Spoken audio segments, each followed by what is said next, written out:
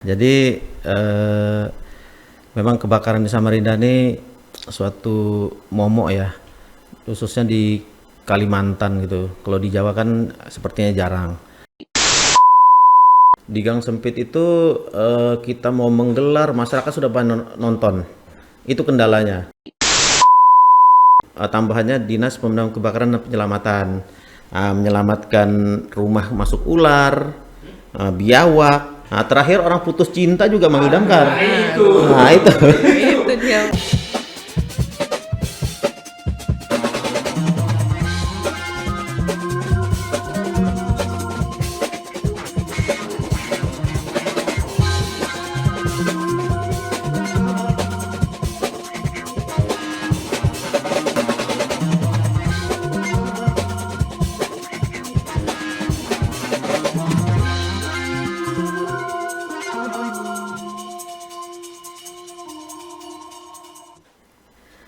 Hai pemirsa semua, selamat datang.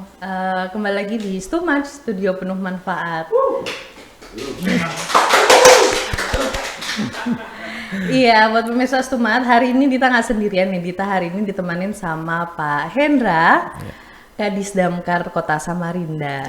Selamat datang Bapak Hendra. Selamat datang. Assalamualaikum warahmatullahi wabarakatuh. Waalaikumsalam warahmatullahi wabarakatuh. Gimana Pak, sehat? Alhamdulillah.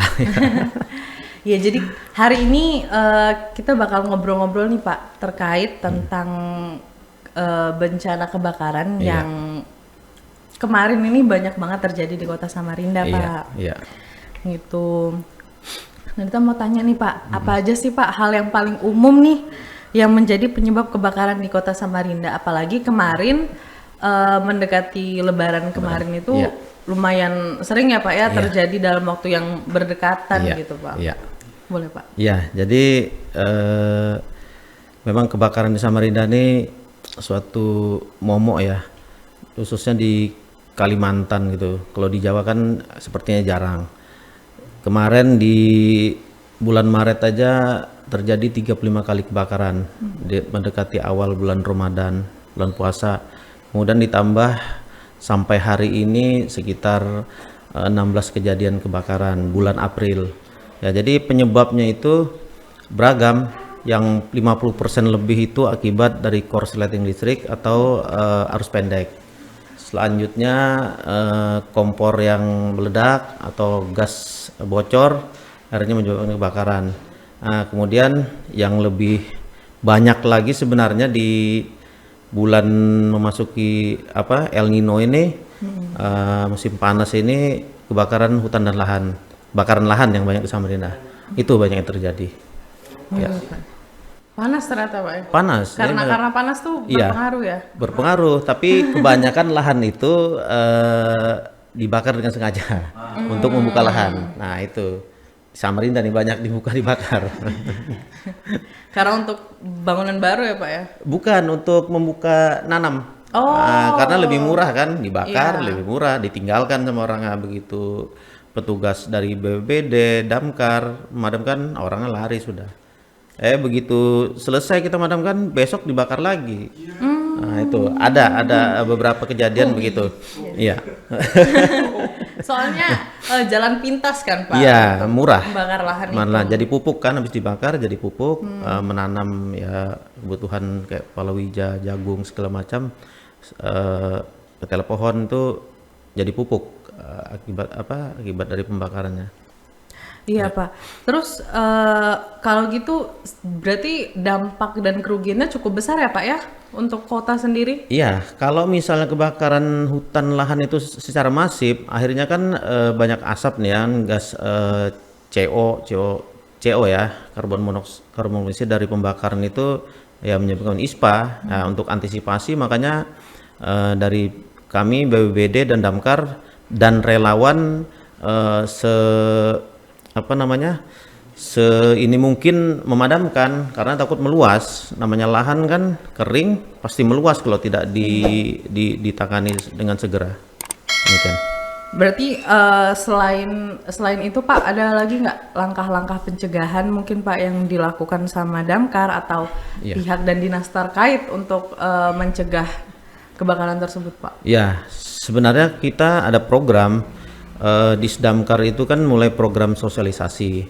Sosialisasi itu baik ke sekolah, baik ke masyarakat yang meminta untuk sosialisasi, kemudian edukasi, kemudian simulasi. Itu sudah kita lakukan. Kemudian ada program kami namanya pemeriksaan di gedung rendah maupun di gedung tinggi. Itu kita periksa seperti mal, kelengkapan inspeksi proteksi kebakarannya. Nah, namun sepertinya mohon maaf, masyarakat Samarinda ya kurang aware lah terhadap kebakaran. Contoh seharusnya seyogyanya setiap rumah memiliki satu alat pemadam api APAR ya. APAR ringan itu ya? Alat pemadam api ringan. Nah, guna untuk mencegah dini kebakaran. Nah, di masyarakat Samarinda rata-rata tidak punya gitu loh. Nah, mas-mas ini ada punya enggak? Nah. Ya. Miliki satu APAR satu rumah untuk pencegah dini kebakaran. Iya, iya. Nah, jadi ngomong-ngomong tadi kan ada beberapa rumah nih ya Pak, belum ada APAR-nya. Iya. Nah, kira-kira ada nggak sih Pak hal yang bisa kita lakukan nih untuk mencegah meluasnya api kalau misalnya di rumah kita itu nggak sengaja bakal terbakar gitu. Misalnya biasa kan dari konsleting listrik atau dari kompor itu. Ada nggak Pak? Misalnya pakai ada alat yang ada di rumah secara konvensional itu kan dulu pakai karung goni. Nah, sekarang kan karung goni nggak ada lagi sudah. Nah, modal sulit nyari. Kecuali di mana itu, di kampung-kampung lah untuk ngangkut apa itu gabah ya. Nah, itu pun jarang juga sudah pakai plastik. Nah, langkahnya itu untuk lebih praktis dan pragmatis ya. Itu APAR. Ya memang APAR itu kalau dibilang mahal-mahal. Misalnya yang untuk rumah tangga itu di 3 kilo APAR itu ya di bawah 500. Kalau dibilang mahal, tapi kalau kegunaannya, kalau misal kebakaran ratusan juta habis kan? Iya. Nah, makanya saya bilang APAR itu untuk investasi kita juga, investasi untuk keamanan kita menjaga. Nah, jadi untuk pencegahan kalau di rumah ya waspada aja. Maksudnya begini. Kalau misalnya listrik kita, biasa kan banyak nih kebakaran listrik nih, dari stikernya, colokan listrik, kemudian stop kontak, itu kan kabel menumpuk nih, nah itu nggak boleh. Kemudian instalasi kabel, yang dulu kabel-kabel masih rendah kapasitasnya, tidak pernah diganti. Dulu masih pasang kipas angin karena ada rezeki lebih pasang AC. Nah ternyata kan panas. Tambah AC gitu. Bukan ya, tambah AC panas. Nggak taunya kabel di atas atap itu kan sudah memuai karena bukan aus nggak sesuai kapasitasnya. Jadi panas, akhirnya terbakar di plafon segala macam itu. Kadang-kadang lagi tidur tiba-tiba terbakar karena korslet. Ya tolonglah masyarakat jaga keluarga kita aware terhadap bahaya kebakaran, karena bencana atau kebakaran itu tidak ada dalam kalender. Ya kita iya. Nggak ada tanda-tandanya. Nggak ada tandanya. Iya, yang besok kebakaran. Terus Pak, kira-kira ada nggak sih Pak faktor-faktor lingkungan mungkin atau infrastruktur antara rumah dan bangunan itu yang mungkin jadi pengaruh gitu Pak terhadap tingginya angka kebakaran di Kota Samarinda ini? Ya rata-rata kan kalau perumahan-perumahan, mohon maaf, rumah kumuh yang lingkungan padat ya Pak? Padat penduduk itu kan rata-rata di Samarinda rumah kayu. Jadi terkadang kemungkinan ya kilometer tuh nyambung di tetangga, tidak punya kilometer sendiri. Nah itu bisa menyebabkan kan karena kabelnya semeraut. Iya, kabel listrik. Nah terus numpang-numpang itu salah satu penyebab juga karena terbanyak listrik kan. Nah kedua, masyarakat sering masak ditinggalkan. Iya, terutama ibu-ibu. Habis masak lupa entah nyapu atau ditinggal, banyak yang tinggal ke pasar. Habis masak lupa matikan. Iya. Wah. habis kuahnya semua. Biasanya nggak ada- pancinya sampai gosong-gosong, Masih gosong, sampai ya. hitam-hitam tuh. Pak. Ya. Terus menurut Pak Hendra nih, sistem pemadam kebakaran di Kota Samarinda ini Pak, Ya. apakah sudah cukup memadai atau sudah memadai untuk mengatasi kebakaran yang terjadi di Kota Samarinda ini? Maksudnya sistem pemadaman itu apa ya? Ya seperti Fasilitas damkar gitu? Iya. Oh ya. Jadi damkar ya alhamdulillah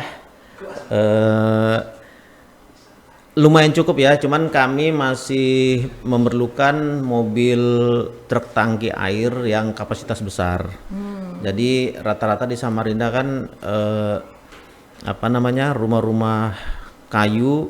Apabila mobil kami datang mobil yang hanya 10.000 kubik, 10 kubik, jadi api masih besar, ternyata stok air habis. Nah, kalau ada tambahan lagi mobil tangki yang berkapasitas 16.000, lumayan memadamkan api. Jadi kekurangan masih di mobil tangki supply.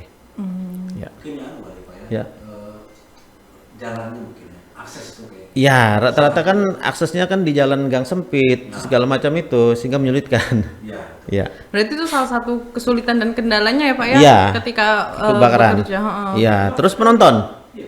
Kadang masyarakat ada yang marah-marah kan, lambat betul ini. Nah, itu. Padahal mereka sendiri memadati jalan kan Iya. Pak.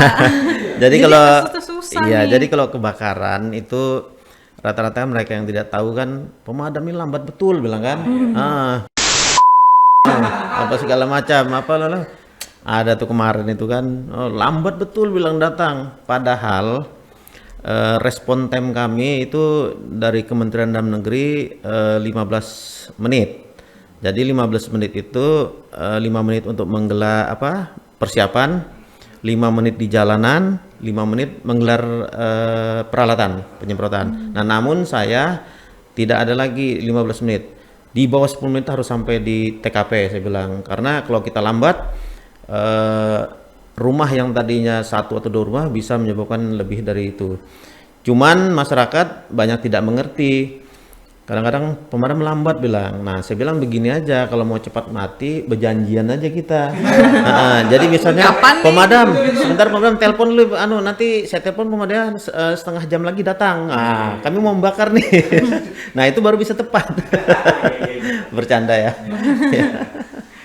Berarti kalau sudahnya ada sudahnya jadi kalau kalau sudah ada kendala dan kesulitan di Iya. saat menuju ke lokasi TKP, TKP itu ada bahaya dan risiko apa lagi sih Pak yang kemungkinan tuh bisa dihadapi sama petugas-petugas yang sedang bekerja? Ya, jadi di dalam beberapa kejadian khususnya di Samarinda, kita begitu ada kebakaran di gang sempit ya.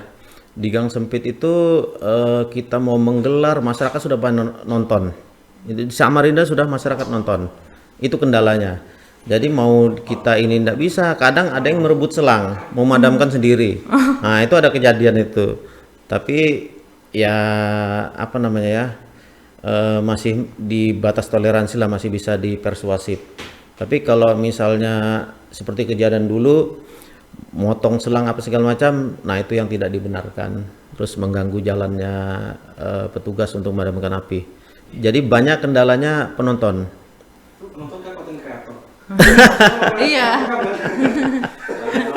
Jadi Iya, mungkin Samarinda kurang hiburan kali ya. iya. Nah, ya. Jadi kalau ada kebakaran semangat mereka. Semangat nonton. Nah, sama ini Pak, ini kan ada pertanyaan nih, mungkin pertanyaan orang awam mungkin seperti Dita Ya, nih. ya. Relawan itu sebenarnya dibayar nggak sih Pak? Ya, jadi relawan di Samarinda itu tidak dibayar. Ya, relawan itu tidak dibayar. Relawan Samarinda hebat, ya. Mulia banget ya. Mulia, Mulia hebat. banget itu. Saya selama jadi Kadis Damkar melihat relawan itu apresiasi banget. Jadi mereka itu tidak dibayar apa namanya? Ya ikhlas itu loh. Tidak ada mengharapkan habis pulang nyemprot, ya pulang satu-satu sudah. Bahkan nyemplung di air kotor itu apa namanya? Untuk mencari air, parit lah, parit-parit yang sudah hitam itu dicemplungin. Iya, saya ya terenyuh, salut juga. Hebat ya. Ya. Sudah mulai masyarakat. Masih diomeli.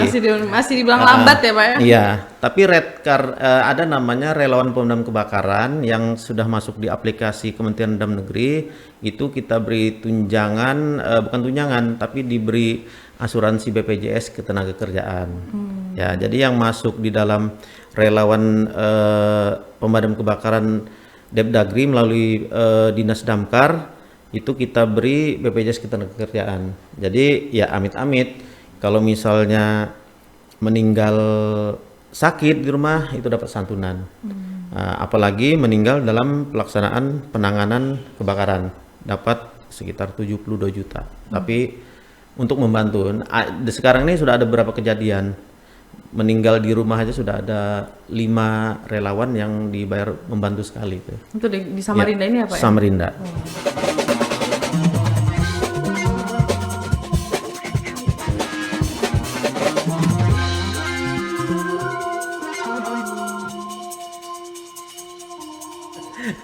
Oh, Pak, kolaborasi Pak, ada nggak kolaborasi antara pemerintah, masyarakat dan sektor swasta mungkin yang dapat meningkatkan upaya pencegahan dan penanggulangan kebakaran di Kota Samarinda? Ya, kalau kolaborasi sebentar ini saya masih sering sinergi sama BPBD ya, untuk penanganan karhutlah. Tapi kalau pihak swasta itu sebenarnya bukan kolaborasi, tapi pihak swasta seperti hotel itu sudah kerjasama pelatihan bersama untuk memadamkan terjadi kebakaran di gedung-gedung tinggi. Ada beberapa hotel seperti Hotel Haris, Hotel Mercure itu sering kita latihan bersama untuk pencegahan simulasi terhadap kebakaran. Ya. Nah ini juga ada pertanyaan mungkin pertanyaan orang awam nih Pak. Ya. Jika nggak ada kebakaran nih, petugas pemadam kebakaran itu biasanya apa aja sih Pak kegiatannya di dinas gitu? Jadi dinas pemadam kebakaran ini bilang orang dinas yang kalau dia bekerja masyarakat susah kebakaran, ya artinya dinas yang tidak diinginkan orang kalau dia turun itu pasti musibah karena kebakaran. Tapi sekarang semenjak tahun 2022 bulan Januari Dinas Pemadam Kebakaran itu sudah ada namanya nomenklaturnya tambahannya Dinas Pemadam Kebakaran dan Penyelamatan. Menyelamatkan rumah masuk ular, biawak, tawon, evakuasi itu, motong cincin, kemudian bahkan kunci yang jatuh di dalam gorong-gorong aja manggil damkar. Nah, terakhir orang putus cinta juga manggil damkar. Nah, itu. Itu dia, Pak. Jadi orang putus cinta mau bunuh diri manggil damkar. Berarti banyak ya, banyak kegiatannya. Ya. Tangkap buaya segala macam, tapi kalau buaya darat nggak bisa. Iya, jadi banyak kita justru banyak laporan itu yang penyelamatan itu kita penyelamatan ya ular, kadang orang tenggelam. Kemudian kecelakaan transportasi, orang yang kejepit, kita ada alat lengkap untuk namanya tim rescue untuk memotong besi, membuka rolling door itu segala macam. Ya. Tadi putus cinta gimana Pak caranya? Ya, jadi ada laporan putus cinta, ada orang mau terjun dari gedung. Ya, kita langsung evakuasi ke atas sana kan. Udah ditanya kenapa? Oh, gara-gara diputus cinta sama pacarnya. Langsung mau terjun ya Pak ya? Bahkan yang lucu lagi sampai ke mohon maaf anak kecil itu kan ada sering kena resleting itu artinya kan. Kejepit. Jadi dibawalah itu kecil ya. Pengalaman ya. Jadi dibawa ke dokter, ke rumah sakit. Aduh, di sini bawa ke damkar aja bilang. Jadi kami yang mengeksekusi karena ada potong itu kan gerinda kecil itu. Iya. Jadi sebenarnya banyak ya Pak ya? Banyak dan alatnya pun fasilitasnya pun ada ya? Ya alhamdulillah ada lah walaupun masih cukup. Cuma ada semboyan kami, simbol moto kami, apapun masalahnya damkar solusinya. Apapun masalahnya damkar solusinya. Kenapa? Oh itu masing-masing aja ya. Ini penyelamatan. Terus ada nggak Pak mungkin pengendalian resiko K3 gitu Pak untuk mencegah kecelakaan saat bekerja. Jadi sebelum diturunkan, saat bertugas dan setelah itu gitu. Kami kan ada punya SOP ya, artinya setiap anggota saya wajib pakai APD. Kalau tidak pakai APD pasti saya tegur keras. Karena APD sudah merupakan SOP kami untuk keselamatan dalam pelaksanaan kegiatan penanganan musibah kebakaran. Ya, banyak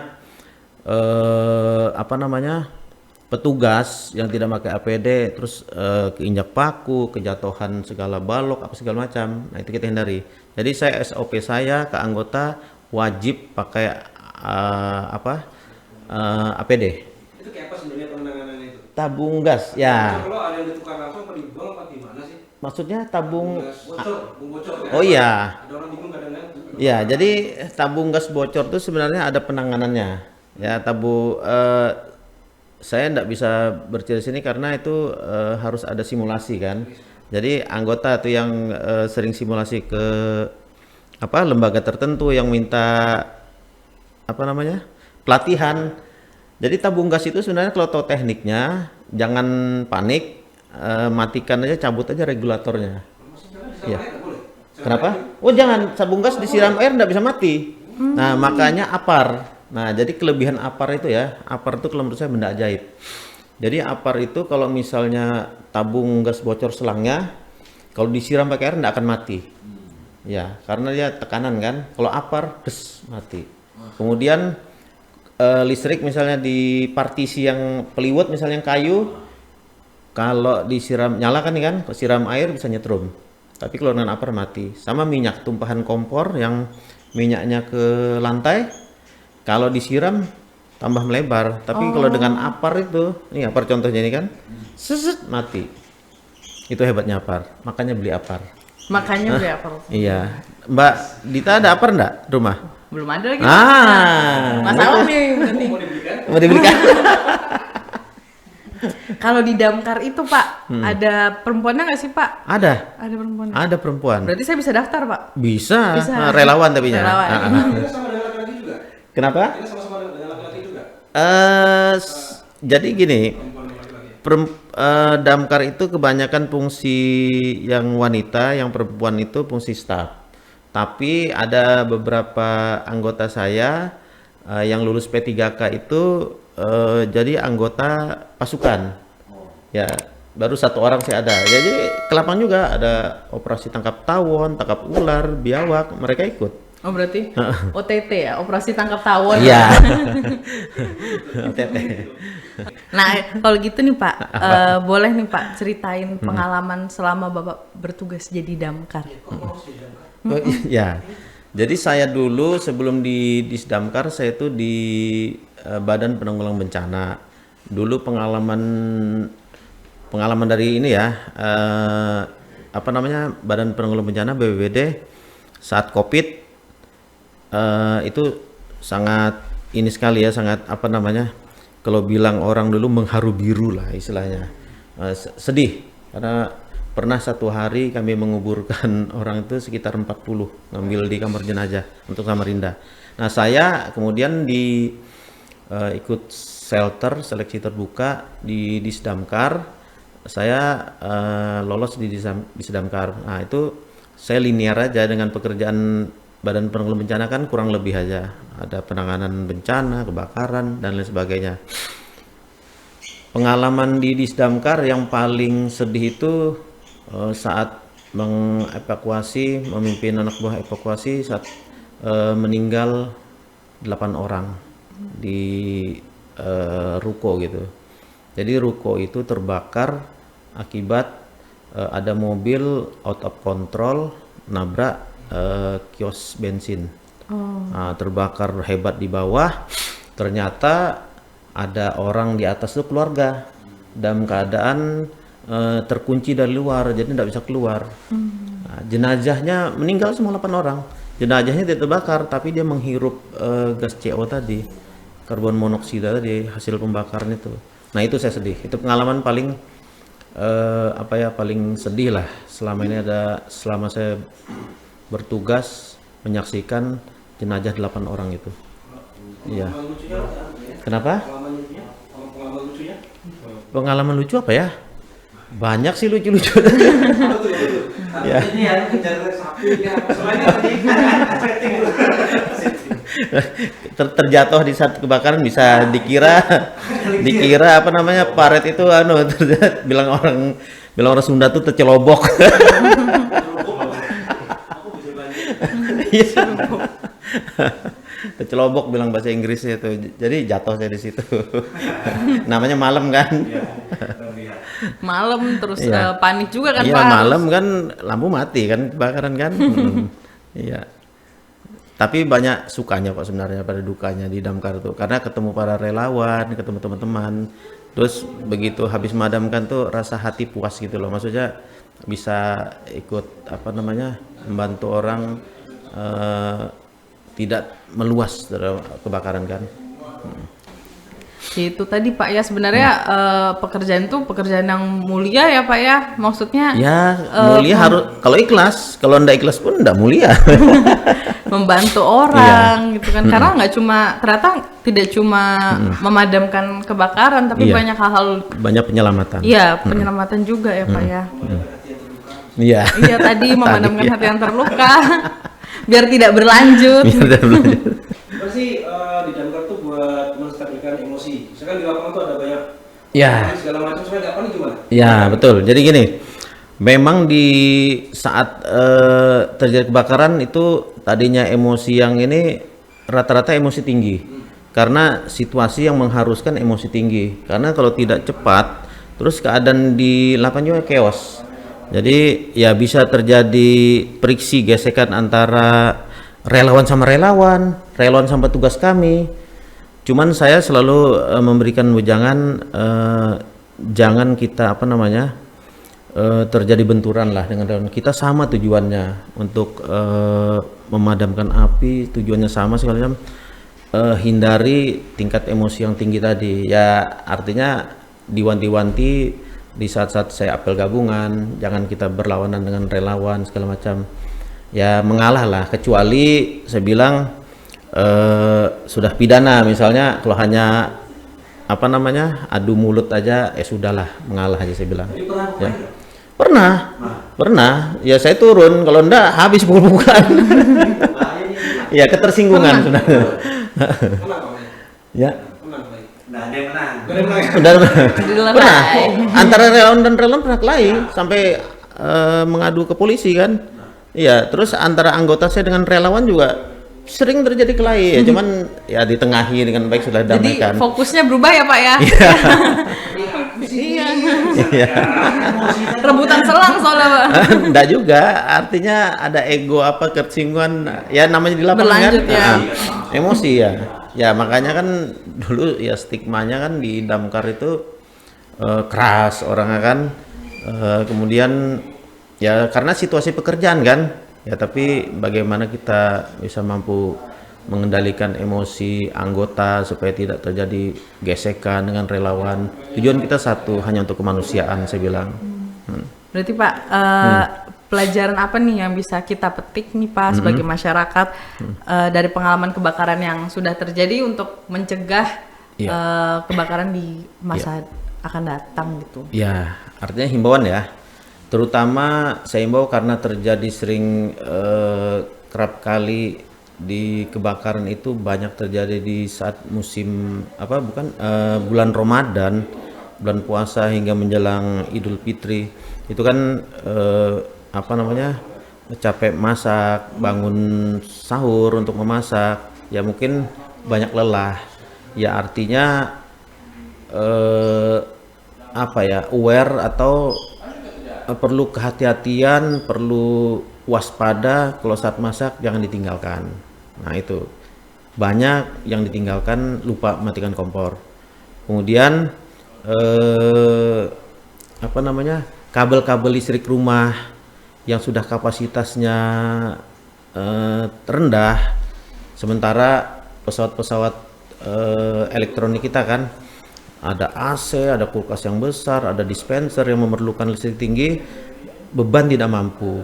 Nah, kalau misalnya ini tolong ganti atau inspeksi sekitar per 5 tahun sekali kita upahkan lah ya ke atas atap kita, lihat jaringan listriknya apakah ada dimakan tikus atau sudah getas karena panas kan, biasanya kan plastik isolasinya itu kan retak segala macam, periksakan. Kalau misalnya ini ganti sama colokan listrik, jangan numpuk-numpuk, itu banyak terjadi kebakaran.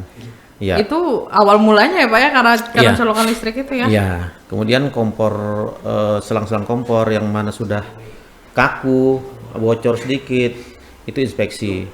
Sama mendeteksi kalau gas misalnya bau gas itu khas kan. Nah, jangan menyalakan lampu atau jangan memantik kompornya. Oh, lampu juga jangan ya Pak ya? Iya, Kalau jangan. ada- Ya oh. untuk mencegah karena lampu kan ada arus percikan juga. Iya, banyak kejadian gitu. Nah, hal-hal yang kayak listrik, colokan-colokan itu kan seringkali terlupa Pak. Iya. Karena itu ya bukan sesuatu yang kita bayangkan akan jadi masalah gitu kan Iya, Pak. iya. Ternyata memang itu harus secara berkala harus dicek ya dan Harus, diganti. ya. Nah, kemudian apabila meninggalkan rumah, ya matikan listrik, kompor dan air supaya kita aman semua. Ini kayak kabel-kabel casannya masih Nggak boleh. itu harus kita lepas Harus ya Pak. lepas, apapun itu harus kosongkan. Ya, cuman kita kan kadang nggak waspada. Biar aja mungkin ini listriknya kecil juga. Dikhawatirkan tuh. Kadang kipas angin, kadang kita jalan kan dinyalakan terus. Banyak kejadian itu. Tiba-tiba kipas anginnya sudah meleleh, gosong, terbakar. Contoh seperti di Antasari itu ada di toko apa namanya? Jual pecah belah itu gara-gara kipas angin nyala terus. Oh, karena panas itu ya Pak ya? Iya, nyala terus, Dia panas itunya. Mm. Kipas angin juga capek, kipas angin juga lelah. Mau istirahat. Terus ini hal-hal kecil mungkin Pak, cuma sering kali terlupa nih. Selain menyelamatkan diri sendiri nih Pak, misalnya ya ada dokumen-dokumen penting. Itu apakah maksudnya hal-hal yang perlu kita ikut evakuasi bersama kita selain diri dan keluarga tentunya ya Pak ya? Itu apa-apa aja Pak? Mungkin surat-surat kah gitu? Pasti ya, surat tanah ya. Ya itu kan kembali ke masyarakatnya ya. Kadang mereka itu menyelamatkan yang penting-penting. Nah, saran saya untuk di rumah itu satukan tempat, misalnya dalam satu koper khusus untuk surat menyurat. Itu jadi kalau dalam keadaan terbakar, jadi langsung ambil saja. Banyak. Tapi ya jangan gitu. Artinya untuk pencegahan itu lebih bagus. Artinya dalam kebakaran tuh jangan hanya reaktif saat terjadi kebakaran, tapi bagaimana upaya sosialisasi kita di rumah, bagaimana cara penyelamatan di rumah kita perlu pikirkan juga. Iya. Iya. Nah itu tadi ya pemirsa, ternyata banyak banget sebenarnya hal-hal yang bisa kita cegah sebelum kita tuh mencegah terjadinya kebakaran di rumah kita itu. Iya. Ternyata hal-hal kecil seperti kabel yang sudah lama itu ternyata harus kita cek secara berkala, harus kita ganti secara berkala. Bahkan daya dan tekanan listriknya juga harus kita perhatikan ya sebenarnya Pak ya. Iya. Gitu teman-teman. Oke, jadi itu tadi obrolan bermanfaat kita nih, obrolan bermanfaat kita sama Pak Hendra sebagai Kadis Damkar Samarinda. Terima kasih buat teman-teman terima kasih buat pemirsa yang sudah nonton Too Much episode kali ini. Sampai ketemu di Too Much episode selanjutnya. Dah.